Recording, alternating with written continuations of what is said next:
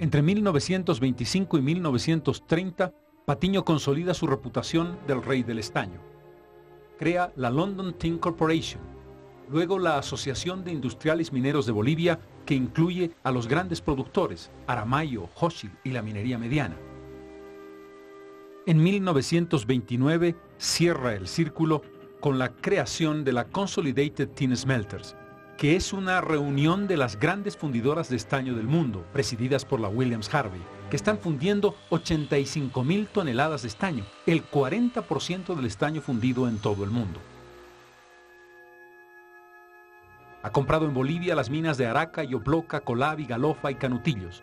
Es ya un verdadero emperador del estaño en el mundo entero, con intereses no solamente en Europa, América, también en Asia y África. Tiene mucho que ver con la minería de Malasia, que es el primer productor del mundo de estaño. Dice que los capitales extranjeros grandes van a los países del tercer mundo para ser invertidos.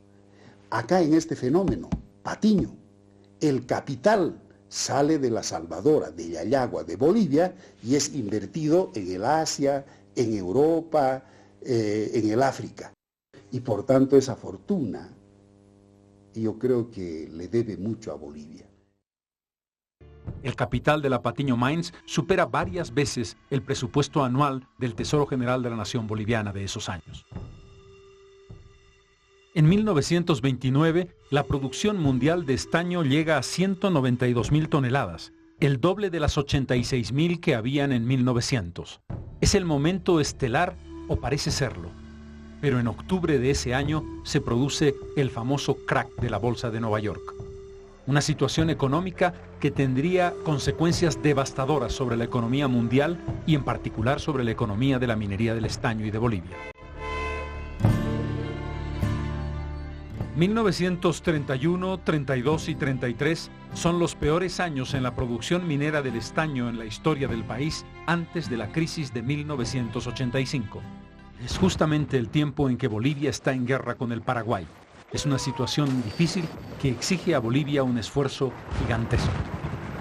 Podría pensarse que los varones del estaño respondieron adecuadamente en la guerra. Créditos por casi 13 millones de libras esterlinas.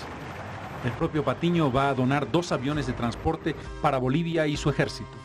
Pero hay que recordar que, en cambio, los productores siguen pagando un impuesto ridículo en función de sus exportaciones y en comparación con sus utilidades. La situación es tan grave que es necesaria una medida de emergencia. Patiño es iniciador del Consejo Internacional del Estaño para superar el crack del 29. El objetivo, cuotas de producción, de modo que cada país no puede sobrepasar un nivel y así evitar que una sobreoferta baje los precios de manera dramática. El Consejo Internacional logra estabilizar los precios y Bolivia es uno de los países más favorecidos porque tiene los más altos costos de producción en comparación con el estaño aluvional de Malasia e Indonesia. Pero ¿quiénes son los otros 2 varones del estaño? Aramayo, con una larga tradición en la minería, iniciada por José Avelino en Tupiza en la primera mitad del siglo XIX. Los Aramayo, con Félix Avelino, se convierten en una potencia al principio del siglo, instalados ya en Londres en el tráfico e intercambio de minerales desde Bolivia. Carlos Víctor Aramayo va a tener propiedades que nacieron en el Real Socavón de Potosí, tiene minas en Chorolque, en Caracoles, en Tipuani, y explota además del estaño el bismuto como un producto principal. En cambio, Mauricio Hochschild no es boliviano. Ha nacido en Biblis, Alemania, es de origen judío, ingeniero de minas graduado en Freiberg y doctor en economía. Llega a Bolivia y comienza como rescatista de pequeña escala para convertirse en un gran minero en pocos años. Es dueño de la Unificada de Potosí, entra en Huanchaca, tiene minas en Oruro, en Vinto, en Morococala, en Colquiri. En poco tiempo va a convertirse en una figura fundamental. Cuando en la segunda mitad de los años 30 Bolivia está produciendo entre 25 y 29,000 toneladas de estaño, las cuotas de exportación dan una idea del tamaño de cada empresa. A Patiño le corresponde en 1940 18,000 toneladas, el 48%. A Hochschild 9,000, el 21%. A Aramayo casi 3,000, el 7%. A la minería mediana 4,600, el 13%. y a la minería pequeña 2.700, el 11%. Si bien Bolivia es un país fundamentalmente estañífero, no hay que olvidar que está exportando también bismuto, tungsteno, wolfram y antimonio, entre otros minerales. Si los gobiernos liberales habían sido francamente pro-patiñistas, hasta Gutiérrez Guerra, que empieza a cuestionar la riqueza que están sacando los grandes mineros, Saavedra va a enfrentarse a Patiño. Ante la postura hostil del presidente, por primera vez en su vida Patiño interviene directamente en política. Se reúne en Oruro con la oposición e intenta un acuerdo con Saavedra. El objetivo es colocar a este en una situación difícil, pero el caudillo es poderoso y derrota ese esfuerzo. La iniciativa de Patiño fracasa. Con Siles las cosas no irían mejor. Hay quien dice que el propio Patiño tuvo que ver en el derrocamiento del presidente. El nuevo presidente de Bolivia, Carlos Blanco Galindo, viene de trabajar como gerente de la empresa de luz y fuerza de Cochabamba, propiedad del propio Patiño. Son las primeras confrontaciones entre nacionalismo y la gran empresa. Siles es el creador del grupo nacionalista que sería el germen de un movimiento que terminaría en la nacionalización de 1952.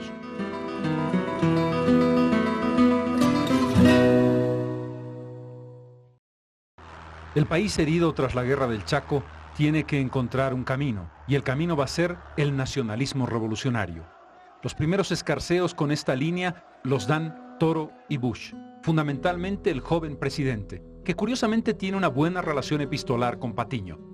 Pero es Bush el que va a determinar la obligatoriedad de la entrega del 100% de las divisas por exportación a los grandes mineros, lo que genera una grave confrontación. La obligatoriedad de depositar las divisas en el Banco Central de Bolivia, que es una medida de Bush, va a afectar una pequeña parte del imperio Patiño, la que está en Bolivia.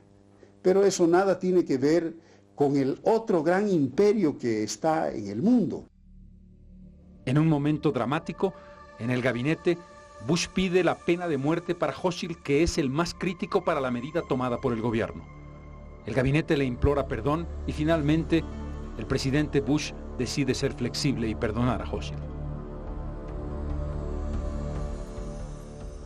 Germán Bush se suicida en agosto de 1939, en medio de las brumas y la oscuridad sobre cuáles fueron las razones que lo motivaron a tomar esa decisión.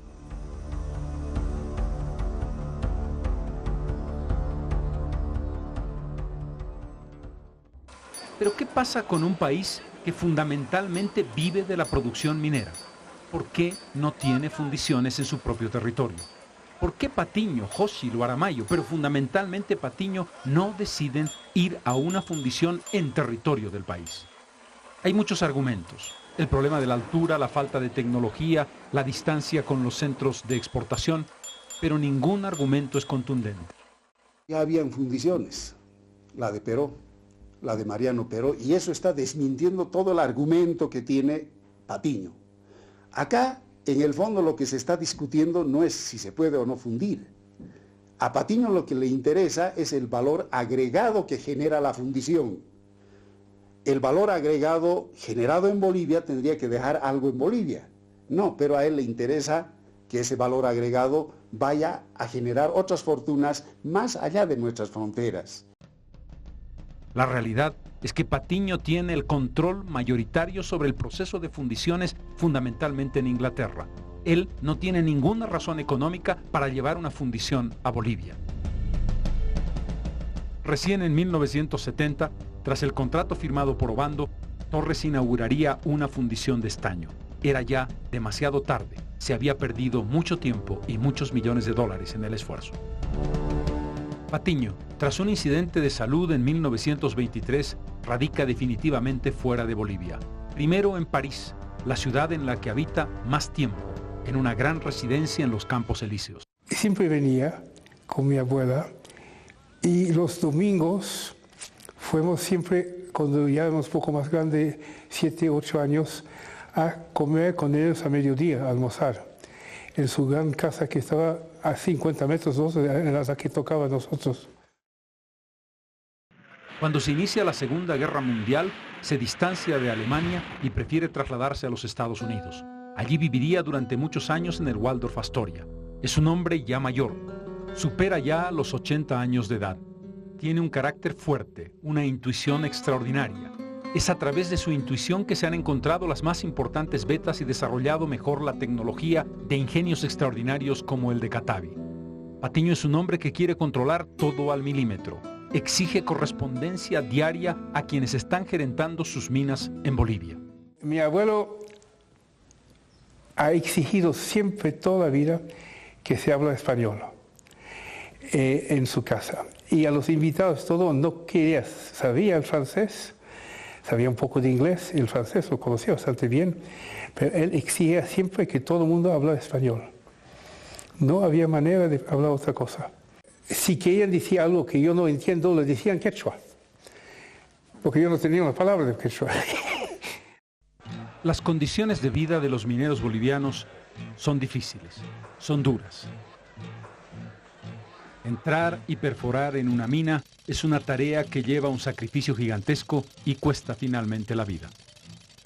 El aumento de salarios, la situación de las palliris, el trabajo de los niños, la jornada de 8 horas fueron las demandas y las reivindicaciones permanentes de un sector de trabajadores cada vez más politizado y consciente de sus derechos. Y yo diría que ese movimiento sindical que se fortalece, porque nace antes, pero que se fortalece en este periodo del que nos estamos ocupando, está a la altura del enemigo de clase al que debe combatir. Arrancarle un centavo de incremento salarial a un gigante como es Patiño necesita de gigantes en el movimiento sindical. Y por esa razón, ese movimiento sindical va a ser el protagonista central de la insurrección del 52. Esta confrontación no resuelta y en tensión permanente llega a un punto crítico en 1942. Allí, una manifestación de obreros que están reclamando un aumento del 100% de sus salarios a la mina Patiño van a ser brutalmente reprimidos por el ejército. Se conoció como la masacre de Katabi en los campos de María Barzola, donde murió precisamente una mujer de ese nombre. Mi padre murió en las minas sin curas ni protección. Olor a sangre minera tiene el oro del patrón.